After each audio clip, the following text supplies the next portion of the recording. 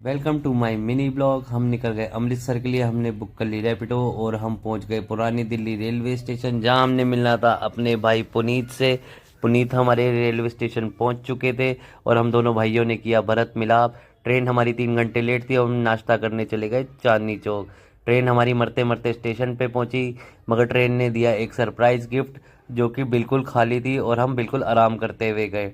Train ने हमारी speed पकड़ ली थी। ड्राइवर हमारा पागल हो चुका था, ट्रेन को हवा में उड़ाने के मूड में था।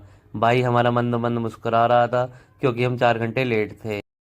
उसके बाद दिखा हमें मनमोहक दृश्य। ट्रेन हमारी ब्यास नदी पार कर रही थी और फाइनली हम पहुंच गए अमृतसर रेलवे स्टेशन।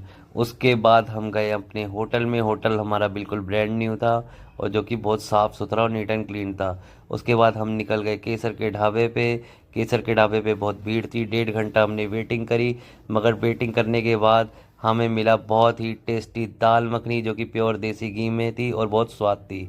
उसके बाद गए हम बाबा जी के दर्शन करने। हम गुरुद्वारे में 10-15 मिनट बैठे और उसके बाद हमने पिया गर्मा गर्म दूध, क्योंकि हम सुबह से थके हुए थे और हमें एनर्जी चाहिए थी।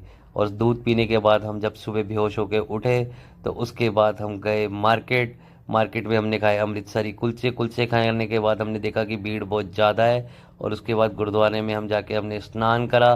स्नान करने के बाद हम लग गए गुरुद्वारे के लाइन में, जहाँ की आया हमारा 4 घंटे बाद नंबर। बाबा जी के दर्शन करके मन हो गया बहुत खुश और हमने खाया लंगर और निकल गए हम मार्केट घूमने। एज़ यूजुअल हमें अपने घर वालों के लिए शॉपिंग करनी थी। शॉपिंग करने के बाद हम सीधा भागे रेलवे स्टेशन की ओर, क्योंकि हम बहुत ज़्यादा लेट हो चुके थे। ट्रेन हमारी बिल्कुल टाइम पर थी, जो कि चल चुकी थी, और ये हमारा भाई बैठा हुआ था जो कि बहुत खुश था। ट्रेन जैसे ही अमृतसर से चली और हमें उसके बाद उन्होंने दे दिया बोरिंग सा ये खाना, जो कि बिल्कुल ही जीरो क्वालिटी का था, बिल्कुल टेस्टलेस था। भाई हमारा बहुत खुश था। विंडो सीट पे बैठ के ये औरत हमें ऐसे देख रही थी जैसे हम इसको मार डालेंगे। और भाई को हमारी रेलवे वालों ने दिया फीडबैक फॉर्म और ये ऐसे भर रहा था जैसे बोर्ड के एग्ज़ाम दे रहा हो। उसके बाद मिला अगेन हमें एक बोरिंग सा खाना, और ये भाई तो हमारा फुल टेंशन में था। और हम पहुंच गए घर, रैपिडो बुक करी और फाइनली हम पहुंच गए अपने घर। Thank you for watching.